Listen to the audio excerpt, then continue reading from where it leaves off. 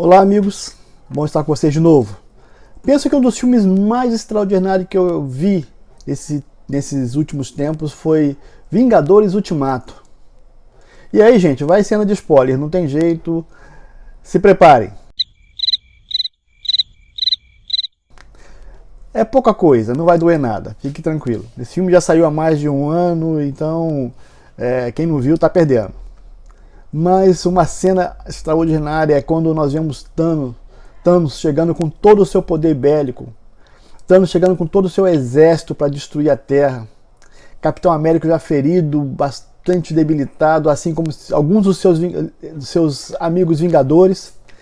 E nós vemos aí que neste momento em que parecia que Thanos ia ganhar essa guerra, começa a abrir portais, e esses portais começam, como diz um amigo meu, aparecer heróis à renca, aparecer heróis às pencas, né? Muita gente começa a aparecer, e aí nós vemos no rosto do Capitão América a esperança ressurgindo. Quando eu leio o Salmo 124, eu vejo essa cena na cabeça do autor, mesmo que ele não tenha visto esse filme. Mas o salmista aponta para um aliado que está aí ao seu lado no momento mais difícil da sua vida. Nós vemos aí que ele ressalta que se não fosse esse grande herói, Israel havia sucumbido pelos seus inimigos. Esse salmo é classificado como salmo dos peregrinos, um salmo de subida, um salmo de romagem. É uma composição davídica, preparada para ser cantada quando Israel subia para as festas de Jerusalém. Então eu convido você a ler comigo o Salmo 124, a primeira parte, que vai do versos 1 ao 5. Diz assim: se o Senhor não estivesse do nosso lado, que Israel o repita, se o Senhor não estivesse do nosso lado quando os inimigos atacaram, eles já nos teriam engolido vivos quando se enfureceram contra nós. As águas nos teriam arrastado e as torrentes nos teriam afogado. Sim, as águas violentas nos teriam afogado.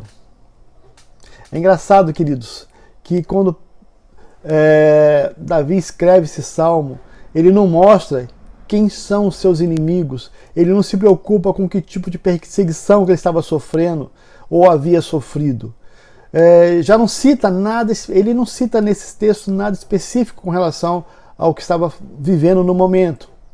Mas é bem possível que essa letra retrata aí fatos passados, momentos em que o autor tinha vivido, pois ele tinha vasta experiência de livramentos efetuados pelas mãos do Senhor. Então o salmista canta, expressa a sua fé na poderosa ajuda de Deus nos momentos mais difíceis e faz a congregação enfatizar que em tempo de tribulação todo o livramento recebido vem das mãos de Deus. Por isso ele nesse cântico faz a congregação repetir: se não for o Senhor ao nosso lado, se não for o Senhor. Davi também ele faz uma comparação com essa perseguição, com a força dos seus inimigos, com o ataque desses homens maus, como se fosse a força de muitas águas. Irmãos, quem não se lembra do tsunami que atingiu a Indonésia em 2004, matando pelo menos 230 mil pessoas? Quem não se lembra também de uma tsunami que atingiu o Japão em 2011, 18 mil pessoas foram dizimadas e mortas com essas ondas.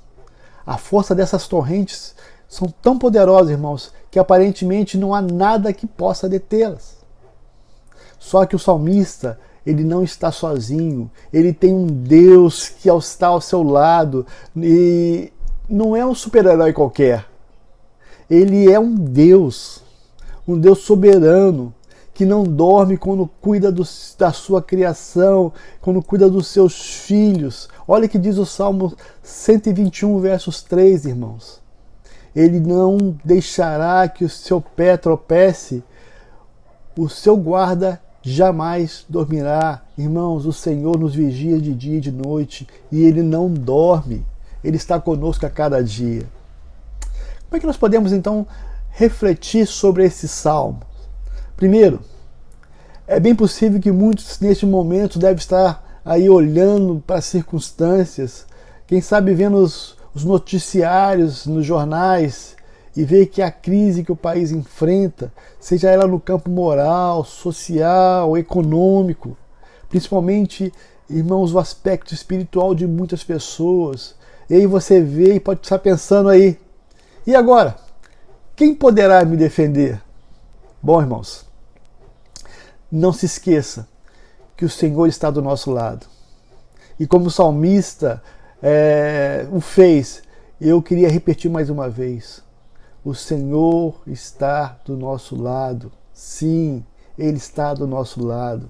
E se não fosse Ele, estaríamos sob o jugo da condenação e da morte. Se não fosse Ele, nós não tínhamos esperança de salvação. E não só isso, irmãos. Quando vierem as torrentes da água, quando vierem as lutas, as tribulações, as forças aí inimagináveis de coisas que muitas vezes atormentam o nosso coração, ela não nos afogará, porque o Senhor nos sustenta com a sua mão direita. Diferente de um filme de ficção, queridos, nós não precisamos de uma massa ou de uma multidão de heróis nos defendendo. Saiba que temos um grande herói, que é muito maior do que todos esses juntos. Ele, sim, é aquele herói que um dia, lá na sua glória, ele se humilhou e desceu para ser como um de nós, homem, sofrer como nós. Ele morreu por nós. Ele sofreu todas as nossas dores e as nossas enfermidades, porque estavam sobre ele. E ainda mais, o seu Pai virou as costas para ele porque ele estava levando os nossos pecados. Mas ele venceu a cruz, ele venceu a morte, ele ofereceu agora para nós, aqueles que creem, vida eterna. A cruz não era dele, a cruz era nossa, mas ele enfrentou a cruz e venceu a morte por causa de pessoas como eu e vocês, limitadas, pecadoras, mas que confessam a Ele como seu Senhor. Mas esse herói faz muito mais. Ele venceu a morte, ressuscitando ao terceiro dia. E ele tem uma promessa de fazer vencedor a todo aquele que nele crê.